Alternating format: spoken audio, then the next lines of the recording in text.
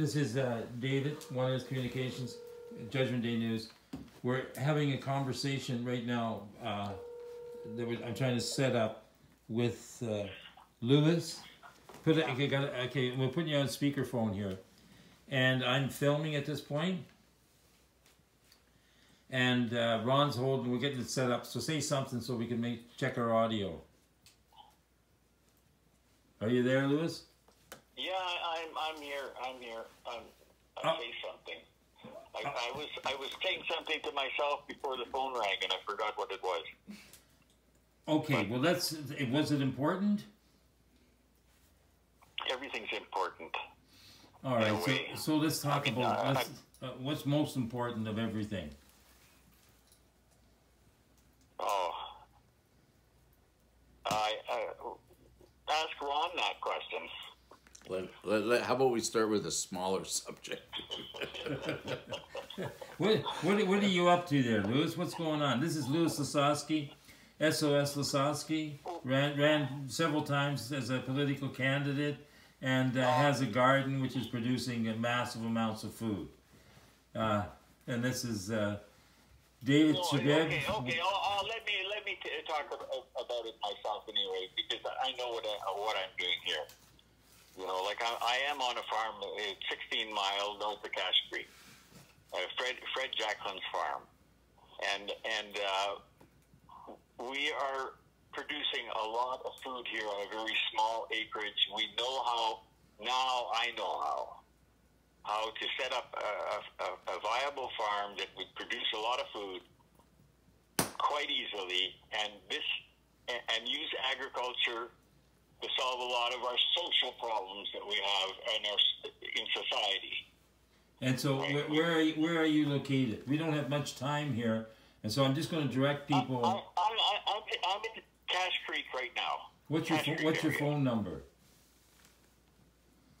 250-457-7229. Okay, so I'm going to put this tape out, and you're going to be on it saying what you're saying and have just said just now. And what message would you like to put out? What would you like to say to the public? All I'm saying, anybody that wants to set up the local food supply, right, can come and learn how to do production, growing on small acreage, right on this farm, or we can go. We're open to it. We want to see it happening. We can go somewhere out. We can go and show them if it's within our means. But you need self-reliant people to do that, and you know how difficult that is to find. No. We need people that are interested in getting the local food supply going in their community or on the reserves or anywhere. I like it. I think it's a worthwhile project. So we can show them how to do a production that could feed quite easily. A couple of people could feed 50 families. All right, I want to talk about not easily, but we can show them how it can be done. Okay, you said that already. Let's get on to something else now. Yeah. Who's this other character that you've got living there with you? This guy who calls himself the first officer, an heir to the kingdom. You're talking about Fred Jacquelin. Yeah. What's your connection there? No, connection. We just some of the things we're working on are the same thing. He's working on his idea here of heaven on earth. I'm on the property, and it looked like hell when I came here, but it's looking better now. Yeah, you sound better when you speak like you're speaking now. A moment ago, you were a bit muffled. I just want to back you up there, Lewis. I was up in Kamloops. My daughter lives up near Paul Lake, and they have some reserve land down by Kamloops, and someone came in and said they wanted to put in a little community garden, and they didn't put in probably half an acre, less maybe, and there was an incredible lot of food there. And when I came by, I was able to fill up bushels of food just for my own taking, and that was just leftover stuff. And it was amazing how much food they could actually grow there. Yeah. So the thing is, if I went anywhere for and work here for a year. Mm. And have you got room for people there? How would they? Process beginning to end. They walk away with an education. Have you got room for people there? We can accommodate people that are not too fussy. That's Or, yeah. if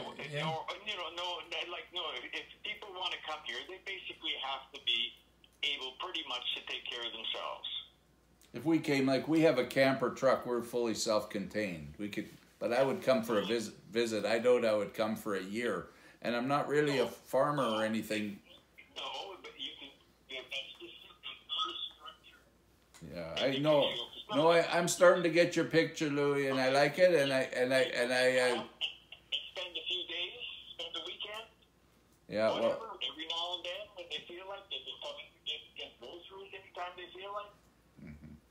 You know what I mean? They're if they're participating in the farm, it's available to them. yeah. Well, it's very interesting. Okay. If I, But the thing is, the food we're growing is basically to feed people that are short of food.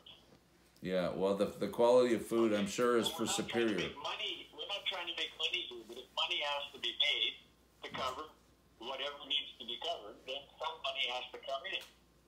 Or it doesn't have to, or you just have to get it from somewhere else. Okay, but like the mortgage is still being paid on the property. Mm. So, okay, that's a couple $1,000 a month. Not too much to handle. Mm-hmm. So between us, we're handling. Mm-hmm. Well, it sounds like you got some possibilities. I like the whole idea of teaching communities to feed themselves. I think it's very important. Well, no, but the thing is, we need to get food production going at the base level of people and people working together. Now, it's a model for people to start working. So when you talk about like important things to me, one of the things that I see is that humanity's got to get together and enough people together that they actually start making these changes, whether they be on farms or in the city. If we make this big sudden change, it's just going to be catastrophe. Well, it's not going to happen anyways. We're just putting into practice the change that's going to take place anyway. Yes, well, that's right. That's right. We just got to participate in the positive. We're not apart from the rest of the community. We're still involved with the rest of the community.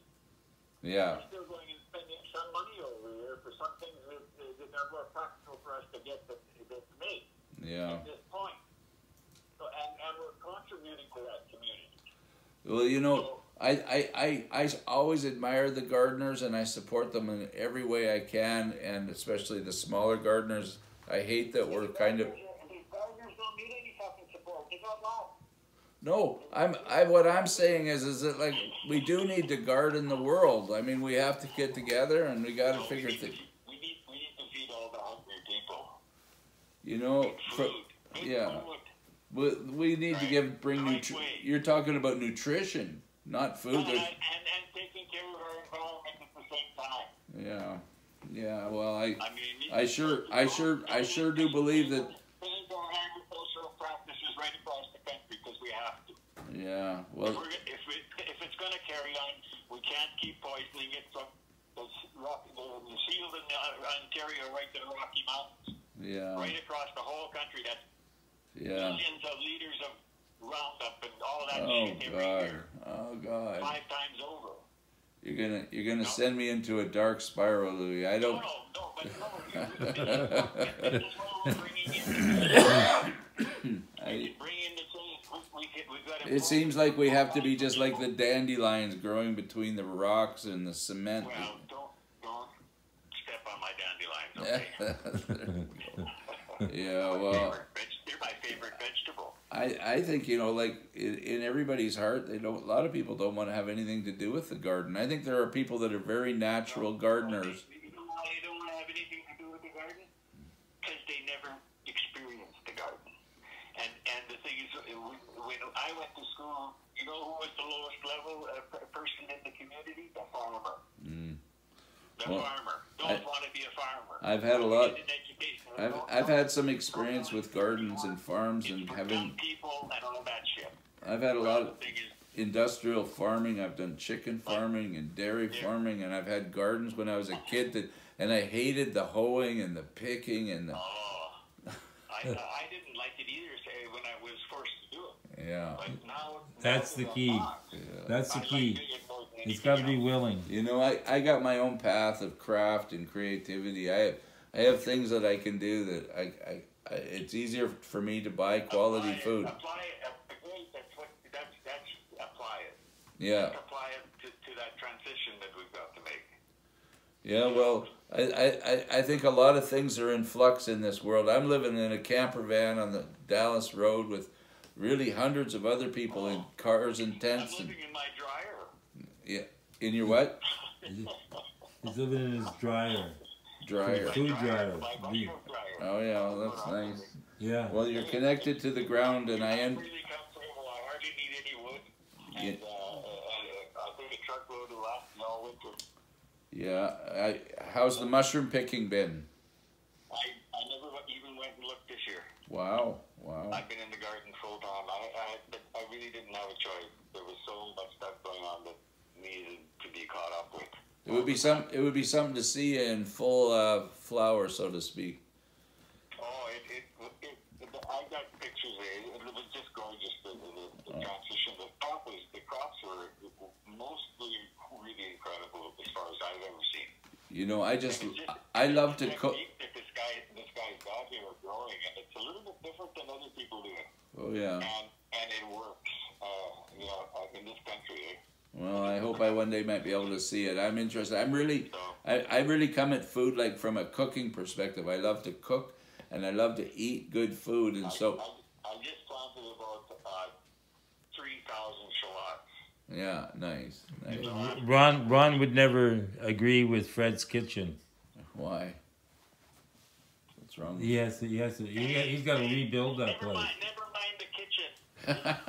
I got my own kitchen. The amount of food that came off of this property. Yeah. No, that's good. That's remarkable. Yeah. We didn't have time to pick our nose. Yeah. Were you able? Did you find a home for all of it? Did you sell some of it? We gave it away. Holy. Yeah. I know. Beautiful action. Mm-hmm.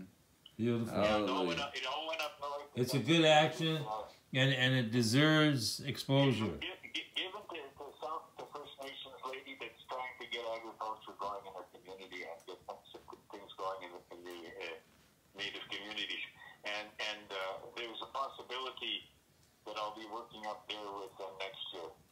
Well, maybe in the spring, David. Long term. I hope I'm going to offer it anyway to help them get. She wants to get some things going, and maybe I'll go and make sure the work gets started. Well, I'd like to see the workers show up. That would be nice to see more workers. We got a lot of seed. I've saved a lot of seed this year. Nice. Good work. Good work. So all I need to get started is a shovel. Yeah, I got that picture of you with the shovel. And it will get done 10,000 acres. Yeah. Wow. Yeah, food.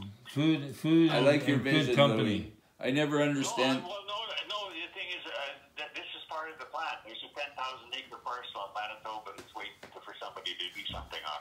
In Manitoba? And I think that's the outer lands. It's First Nations. That's over the other side of the Rockies, isn't it? No.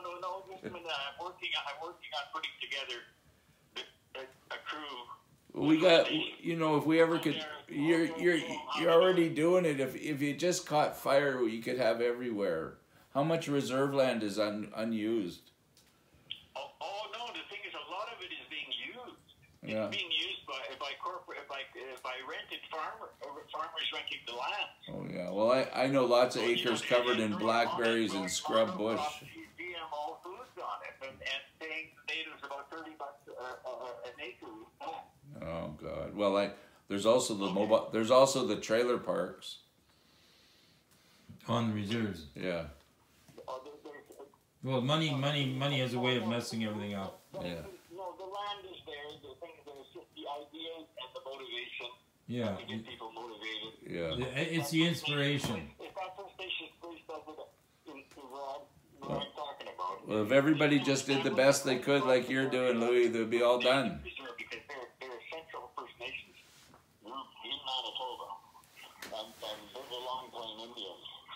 Well, And they have farms that everybody comes to. But the thing is, that they want to do something, and I've been working on it for a couple of years, how to do something about it. Now I got it. well, it's nice to see that you got. But not next year, but the year after. It's nice you got your seeds in your shovel. It sounds like you're a go. Well, hey, I'm a dreamer. You're more than that. You're a worker bee. No, but I'm working on it. But hey, it sometimes doesn't happen like as instant as I want it to. You know, But I'm still working in the same direction. Direction to correction, however that is. you're a cool spring of water in a hellish fire of hell of Roundup and pesticides and pollution. Oh man. Well, feed the people. You're attracting me, Louis. Maybe I'm going to point my truck up there in the spring and take a look at what you're doing. Anytime. Oh, thanks a lot. Thanks a lot. All right, this is And certain said would love some visitors too. Okay. right. Good to talk to you, Louis. You have to work on your audio a little bit, and we'll make another call later. Okay. Bye bye. Good night. Oh, thanks. Hey, Ron. Yep. I'm sorry I just did all the yakking there. Okay. I'm just starting out, but I'm just kind of. Oh, a lot of it's coming through garbled on the phone and stuff like that. But yeah, it's good to catch a glimpse of your vision. David can be quite confusing, but you're pretty clear about yours. Well, thank you. Okay, hope to see you again sometime soon. You take care. Have a good evening. Okay, good night. Night. Good one. That was an excellent one. It was the